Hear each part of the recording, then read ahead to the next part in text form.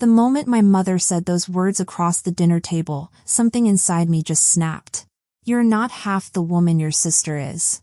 She said it so casually, like she was commenting on the weather. Like it was just a fact I should have accepted years ago. My father kept eating. My sister Naomi looked down at her plate with this little smile, like she'd been waiting for someone to finally say it out loud. I pushed my chair back. The legs scraped against the floor, and everyone looked up. Then she can start paying your rent. The room went dead silent. My father's fork froze halfway to his mouth. Rent? What rent? And that's when I realized they actually thought they'd gotten away with it. My name is Lucy Baker. I'm 29 years old, and I've spent most of my life being invisible in my own family. Not because I was shy or quiet by nature. I just learned early that in my parents' house, keeping your mouth shut was easier than fighting for attention you were never going to get anyway. I work as a financial manager at a logistics company near the Portland Harbor. It's stable, it pays well, and honestly, I like it. There's something calming about numbers. They don't lie. They don't play favorites. 2 + 2 always equals 4, whether you're the golden child or the forgotten one. My life outside of work is simple. I've got a small apartment with a view of the river. I cook pasta on weeknights, read books on the weekends, and try not to think too hard about the fact that I'm almost 30 and still showing up to my parents' house every single Friday like some kind of obligation I can't shake. Because that's the thing, I always showed up. Every Friday. Without fail. My dad used to say, "This family has a seat for you, Lucy. Don't leave it empty." Half joking, half serious. And my mom would call if I was even 5 minutes late. Family first, she'd remind me, though what she really meant was Naomi first. My sister has always been the star of the family. She's tall, confident, the kind of person who walks into a room and just expects everyone to pay attention. And they do. She was a debate champion in high school, got a full scholarship to law school, and landed a job at some prestigious firm before she even graduated. And me? I paid my own tuition at 17. Worked 2 jobs in college. Never asked for help because I learned pretty quick that asking meant getting compared to Naomi, and that comparison never ended well for me. But I kept showing up to those Friday dinners because they were family. And family was supposed to matter, right? Wrong. It took me 29 years to figure out that showing up for people who don't see you is just another way of disappearing. The dinners were always the same. Mom would make roast chicken. Dad would ask the same surface-level questions about work. Naomi would talk about her latest case or promotion or whatever impressive thing she'd done that week. And I'd sit there, pushing food around my plate, pretending the weight of being invisible didn't crush me a little more each time. But that Friday, the one that changed everything, felt different from the start. Mom kept shooting me these weird looks, like she was sizing me up for something. Naomi had this smug energy, like she knew something I didn't. Even Dad seemed off, clearing his throat every few minutes like he was working up to an announcement. I should have left right then. I should have felt that storm building and just walked out the door. But I didn't. We sat down to dinner, and like clockwork, the conversation turned to Naomi.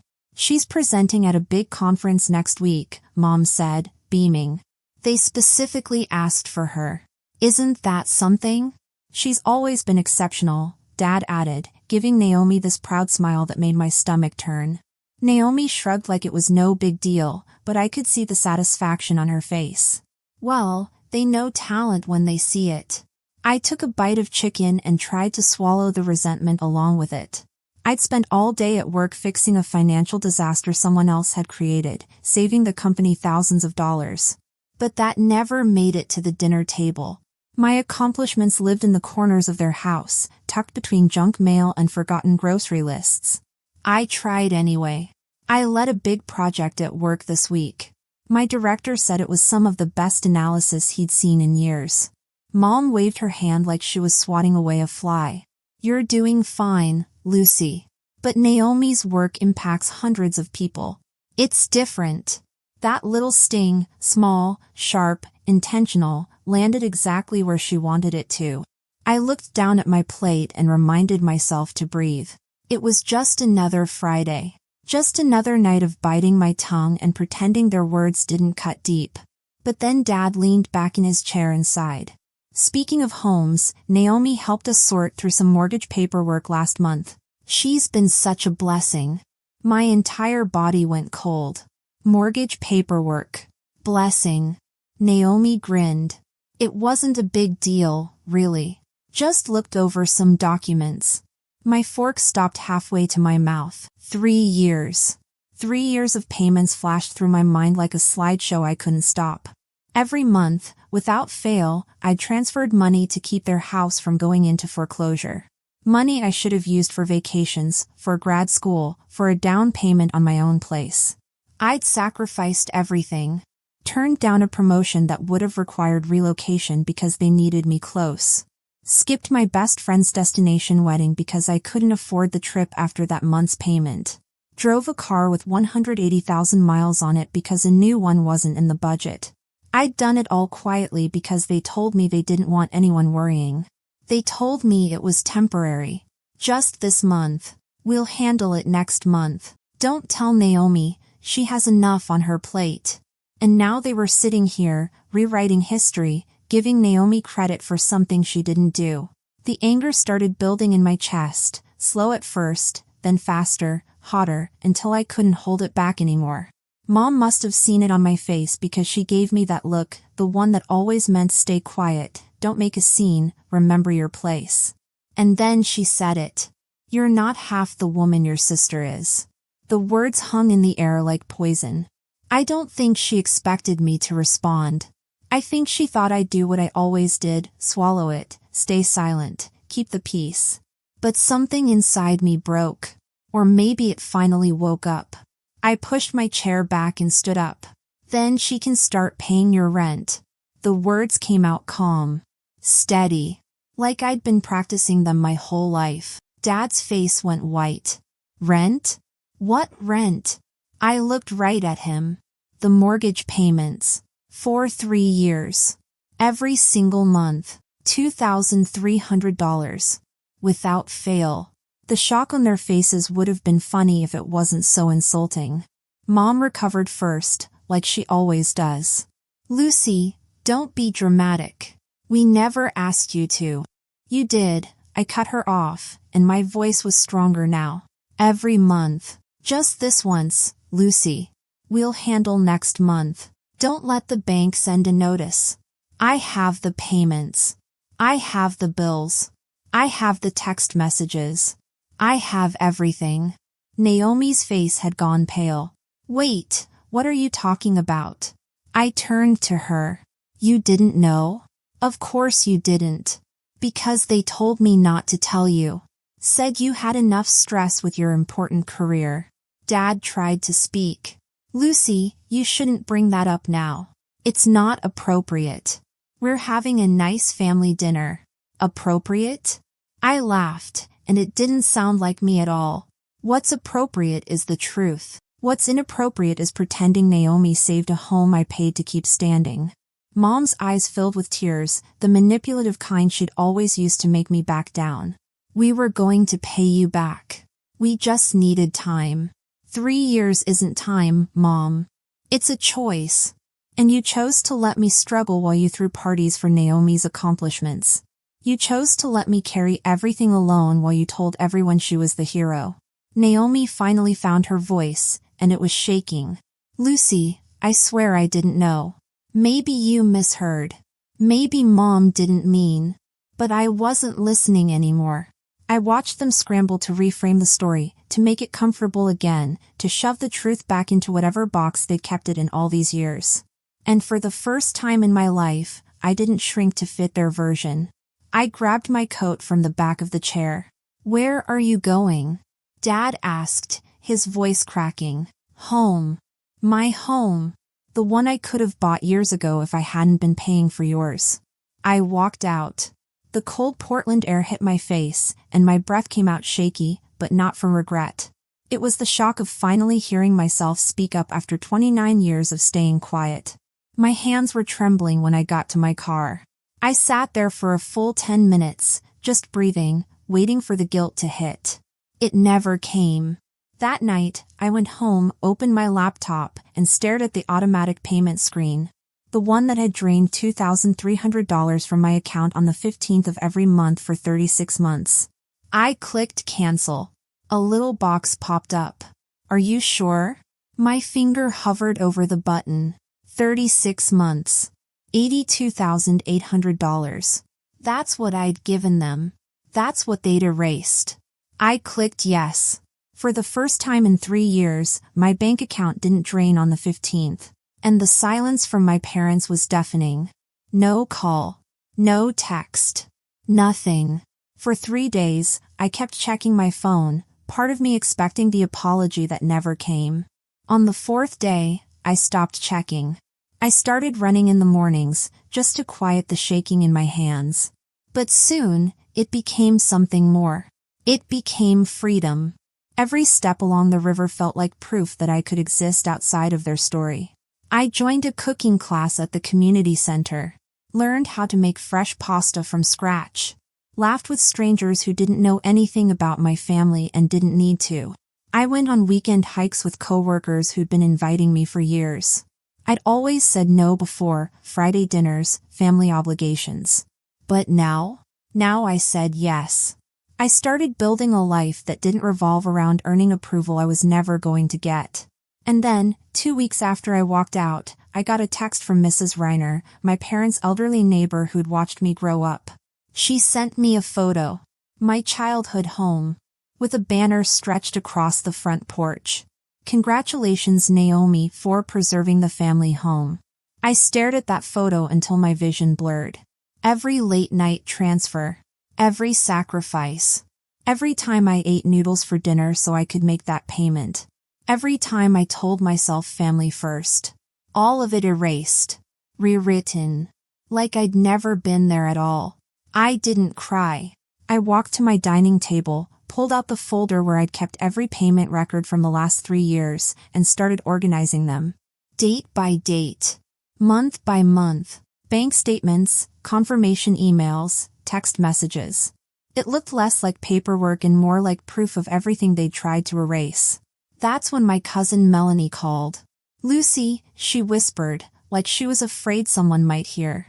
I think you should know, your parents are planning a family appreciation dinner next month in Seattle. They asked me to make a slideshow. For Naomi. My stomach dropped. Of course they are. It's worse than that, Melanie said quietly.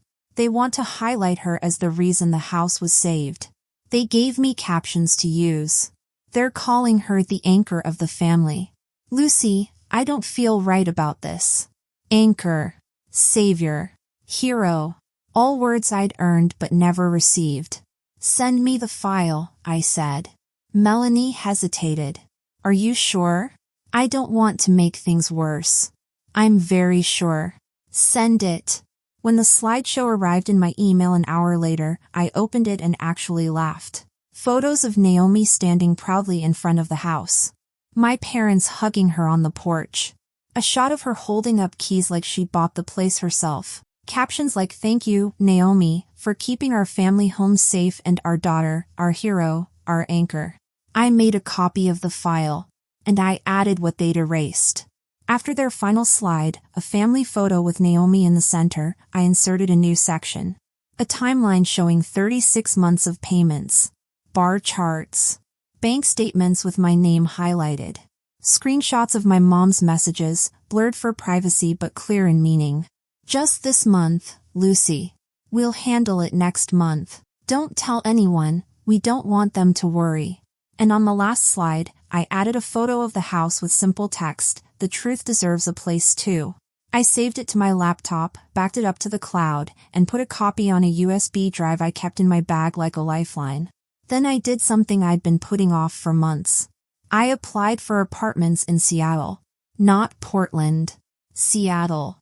2 hours away. Far enough that Friday dinners wouldn't be expected. Far enough to breathe. 3 weeks later, I signed a lease.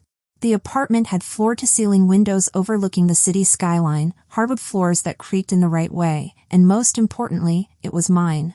All mine. No sacrifices required. No invisible payments draining my account. Just me, finally choosing myself. I bought a gray sofa, a small oak table, one tall bookshelf, plants that I actually kept alive. For the first time in my life, I walked into a space that belonged entirely to me, built by money I'd earned and kept for myself. And then, the day after I moved in, the invitation came. A text from my mother. Short. Direct. No warmth. Family appreciation dinner. Saturday, 7 p.m. Belltown Restaurant. Dress nicely. No explanation. No apology. No acknowledgement of the 2 weeks of silence. I stared at that message for a long time.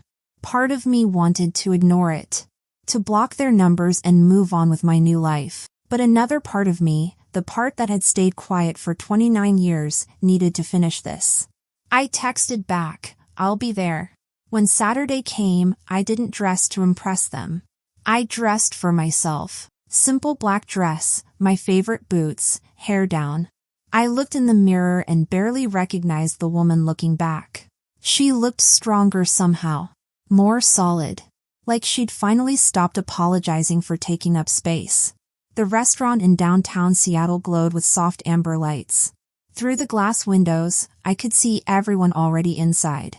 My parents at the head of a long table, Naomi in an emerald dress holding court, relatives I hadn't seen in years all gathered around. I stood outside for a moment, watching the scene I'd been written out of. My father stood up and took the microphone someone had set up at the front of the room. "Thank you all for coming tonight," he said, his voice warm and proud. "We're here to honor our daughter Naomi, the one who stepped up during one of the most difficult times in our family's history. The one who helped us keep the home that's been in our family for decades. The one who proved what it means to be there when it matters most." Applause. Smiles. Cameras flashing. I felt my jaw tighten. The slideshow started on a screen they'd set up in the corner. Naomi on the porch, looking confident and capable. Naomi holding papers, playing the role perfectly. Naomi next to Mom, both of them smiling like they'd conquered the world together. Caption after caption, painting a story that wasn't real. I pulled out my phone and opened the app that connected to the restaurant's display system, the same system I'd called ahead and gotten access to by claiming I was helping with the family presentation. One click.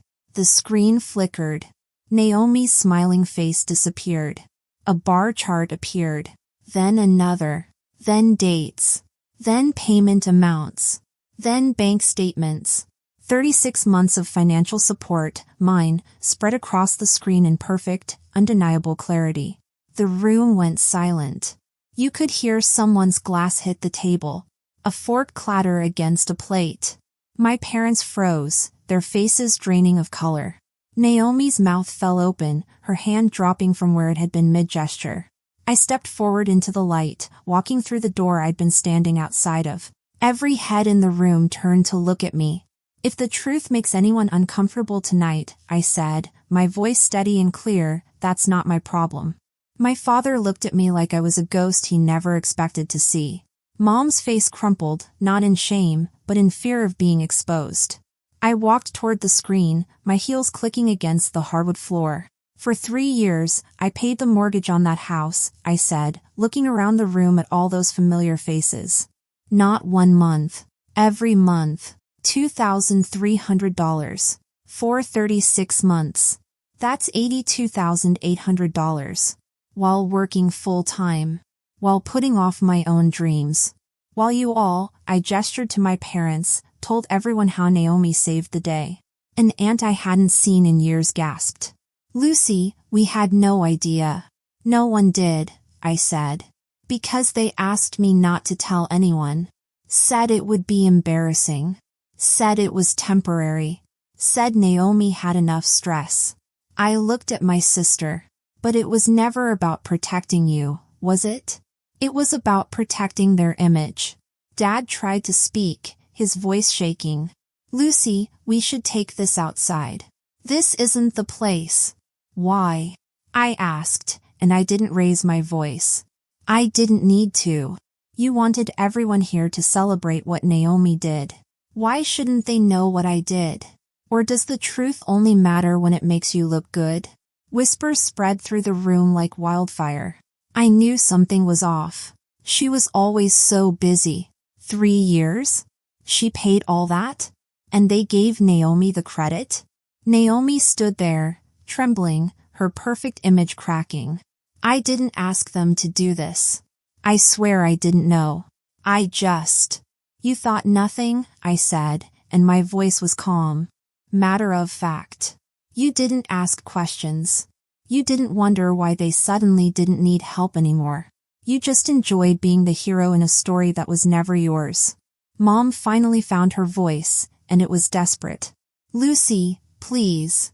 We didn't want to embarrass you by making you seem like. Like what? I cut her off. Like I mattered? Like I was capable? Like I was the daughter who showed up when it counted? The room was so quiet you could hear people breathing.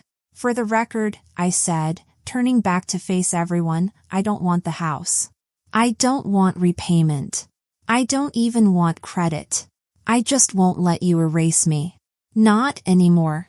I looked at my parents one last time. I'm done making myself smaller so you can feel better about the choices you made. Then I turned and walked toward the door. Dad reached out, his hand shaking. Lucy, please wait. We can talk about this. But I didn't wait. I stepped outside into the cool Seattle night, and the air hit my lungs like freedom. Behind me, I could hear voices rising. Arguments starting. The careful story they'd built collapsing. But I kept walking. This wasn't revenge. It was release. 2 days later, someone knocked on my apartment door. I looked through the peephole and saw them. My parents. Standing in my new hallway, looking smaller and older than I'd ever seen them. Part of me wanted to pretend I wasn't home. But I opened the door. They stepped inside slowly, taking in my apartment, the windows, the books, the life I'd built without them. Mom spoke first, and her voice was different, quieter. Lucy, we're sorry. The words sounded foreign coming from her mouth. We were wrong, Dad added, and I could see how hard it was for him to say it. We shouldn't have let the story become something it wasn't. We shouldn't have asked you to carry so much alone. We shouldn't have. He trailed off, like the list was too long to finish. Mom's hands were shaking. We want to make it right. We want to put your name on the house. We want to pay you back. I don't need it, I said, and I meant it. I have a home now. My own. What I needed was respect. Honesty. To be seen. You can't put those things on a deed. They fell silent. The truth sat between us, heavy and real. I'm not angry anymore, I said quietly. But I'm done disappearing to make you comfortable. If we rebuild anything, it has to start from that. From me being visible. From me mattering. Not just when it's convenient. Mom nodded, tears streaming down her face. Real ones this time. Dad looked at the floor. We understand. Do you? I asked. Because understanding means change. Real change. Not just apologizing when you get caught. We'll do better, Mom whispered. If you'll let us try. I looked at them, these people who'd raised me, who'd hurt me, who'd taught me that love came with conditions I could never quite meet. Maybe, I said. But it starts with the truth. All of it. No more pretending. No more rewriting history to make yourselves feel better. They nodded. It wasn't forgiveness. Not yet. Maybe not ever, not completely. But it was an opening. A crack in the wall. A place where honesty could finally live. When they left, I walked to my balcony and looked out over the Seattle skyline. The city lights blinked against the dark, and I realized something. For 29 years, I'd been waiting for them to see me. But I'd finally learned to see myself. And that was enough. I stood there long after they left, watching the city breathe below me. For years, I thought keeping the peace meant keeping quiet. I thought being the good daughter meant swallowing every hurt, every slight, every erasure. But silence doesn't protect you. It erases you. Choosing myself didn't break my family. It finally broke the story that kept me small. The story that said my worth was measured by how little space I took up, how quiet I stayed, how much I could give without asking for anything back. That story was a lie. And I'm done living inside lies, even comfortable ones. The truth is messy. It's uncomfortable. It doesn't fit neatly into the narrative people want to tell about themselves. But it's mine. And I'm finally brave enough to speak it. Thanks for listening, and if you liked this story, share it with others, and don't forget to comment and subscribe for more stories about finding your voice, standing your ground, and rewriting what family means on your own terms. The truth doesn't need permission to exist, it just needs someone brave enough to speak it.